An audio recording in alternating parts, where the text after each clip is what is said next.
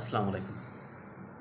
আজকে আমরা যে বিষয়টা নিয়ে আলোচনা করব, এই যে রাজবাড়িতে যেই নুরুল পাগলার মাজারের উপর যে হামলা এবং লাশ পুড়িয়ে দেয়, এই বিষয়টা নিয়ে আলোচনা করতে চেষ্টা করব।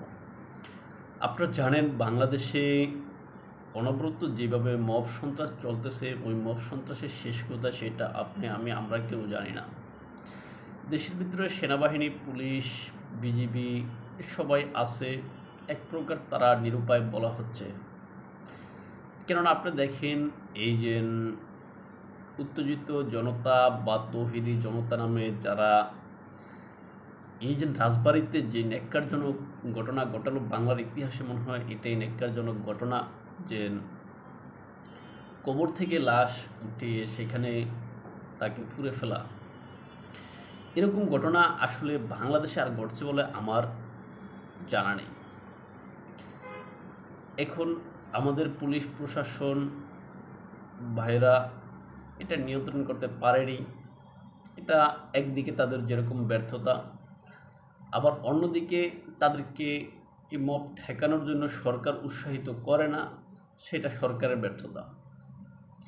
কেননা আপনারা দেখেন, এই পুলিশ প্রশাসন সেনাবাহিনী যখন গোপালগঞ্জে মব ঠেকিয়েছে, যখন গোপালগঞ্জে এই মবের বিরুদ্ধে অ্যাকশন নিয়েছে, তখন পুলিশ সেনাবাহিনী সবাই সরকারের কাছে ভালো ছিল। কেননা সেখানে ভিন্ন দলের বা প্রতিযোগী দলের লোক ছিল। যখন এই সেনাবাহিনী, পুলিশ এরা যখন ঢাকাতে 28শে আগস্ট মব ঠেকাইতে গিয়ে সেখানে লাঠিচার্জ করছে, ওইটাতে সরকারের স্বার্থ ক্ষুণ্ণ হয়েছে। সরকারের যেই সমর্থিত পার্টি তারা আঘাতপ্রাপ্ত হয়েছে, এটা সরকারের মনে লাগছে। এই জন্য সরকার সেনাবাহিনী বা পুলিশ এদের বিরুদ্ধে গিয়ে তীব্র হুঙ্কার ছাড়ছে যে যত বড় পদাধিকারের ব্যক্তি হোক না কেন, এটা তারা দেখে নেবে বা এটার তারা বিচার করবে, এরকম হুমকি দিয়েছে। কিন্তু আমরা জানি, সেনাবাহিনী যদি কোনো অন্যায় করে, কোনো ভুল করে, কোনো নিয়ম বহির্ভূত কাজ করে থাকে, সেটা বিচার সেনা আইনে হয়ে থাকে। এখন সে পরিপ্রেক্ষিতে অনেক কিছু আমরা দেখেছি, সেটা শেষ হয়েছে। কিন্তু এখানে সরকার যেন একটা বাধা, আইন শৃঙ্খলা যাতে সেনাবাহিনী নিজের মতো করে হ্যান্ডেল করতে না পারে, এই কারণে সরকার বড় বাধা, এটা আমরা রাজধানী ঢাকাতে 28শে আগস্টে দেখেছি।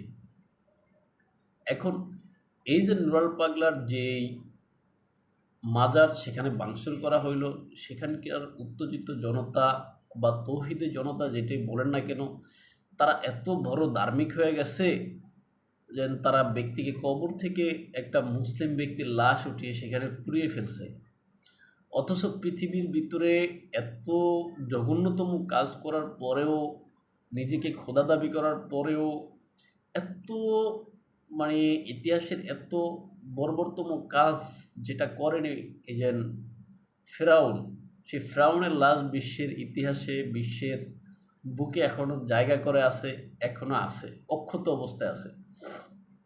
কিন্তু আমাদের দেশের যেই ভাইরা এই যে নুরুল পাগলার বিরুদ্ধে বলতেছেন যে নুরুল পাগলার তিনি নাকি নিজেকে ইমাম মাহাদি দাবি করছেন, নিজে সেখানে একটা মাজার তৈরি করছেন, ইত্যাদি ইত্যাদি কথা। এখন এরকম ঘটনা আমরা অনেক দেখেছি যে নিজেকে ইমাম মাহাদি দাবি করা ব্যক্তি অনেকজনই ছিলেন। এখন সেই জন্য যেন ওই ব্যক্তির কবর বা থেকে তুলে ওই ব্যক্তির লাশ পুড়িয়ে ফেলতে হবে, এটা আমাদের ধর্মে বলা হয়নি। কেননা আমাদের ধর্মে সবসময় বলা হয়েছে সহনশীলতার বিষয়ে।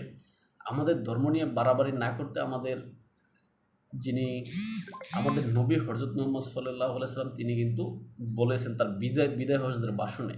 এখন আমরা মূলত যেটা তিনি নিষেধ করছেন সেটাই বেশি করতেছি। এখন এই যে ইতিহাসের যে বাংলার ইতিহাসের যে জঘন্যতম কাজটা এই যে রাজবাড়ির মানুষ বা সেখানকার তৌহিদি জনতা নামে যারা করলেন, এটার কারণে আসলে দেশের ভাবমূর্তি মারাত্মক রকমের ক্ষুণ্ণ হবে। বিশ্বের বুকে বাংলাদেশ দেখবেন একটা জঙ্গিবাদের তকমা পাবে, যেরকম পাকিস্তান আছে। এবং আন্তর্জাতিকভাবে বাংলাদেশের ভাবমূর্তি অনেক অনেক ক্ষুণ্ণ হবে। এবং এই সমস্ত কারণে বিদেশি শক্তি বাংলাদেশের উপরে নজরদারি করার, বাংলাদেশের উপরে খবরদারি করার সুযোগ পাবে বলে আমি মনে করি। তাই আমাদের উচিত, আমাদের যে সমস্ত এই যে তাওহীদি জনতা নামের ভাইরা আছেন, তারা এই সমস্ত ঘৃণ্য কাজ থেকে বিরত থাকা উচিত বলে আমি মনে করি। কেননা নুরাল পাগলার এই যে মাজার বলেন বা কবর বলেন, এটা ভাঙচুর করে এখানের লাশ পুড়িয়ে ফেলে আপনি কী কেলে উদ্ধার করছেন, ধর্মের কী কেলে বাস্তবায়ন করে ফেলাইছেন সেটা আমি জানি না। তবে আমি এতটুকু জানি যে ধর্মের বিষয়ে বাড়াবাড়ি না করাই ভালো। তাই ভালো থাকবেন সবাই, দেশের শান্তি শৃঙ্খলা বজায় রেখে, সম্প্রীতি বজায় রেখে সবাই সবার অবস্থানে থাকবেন, এটাই কাম্য। তা আমাদেরকে যদি আপনারা ফলো করতে চান তাহলে ইউটিউব এবং ফেসবুকে স্বপ্নচারের কথা নামে, ইনস্টাগ্রাম ও টিকটকে এনে তো শুনে দেখতে পারেন। আসসালামু আলাইকুম।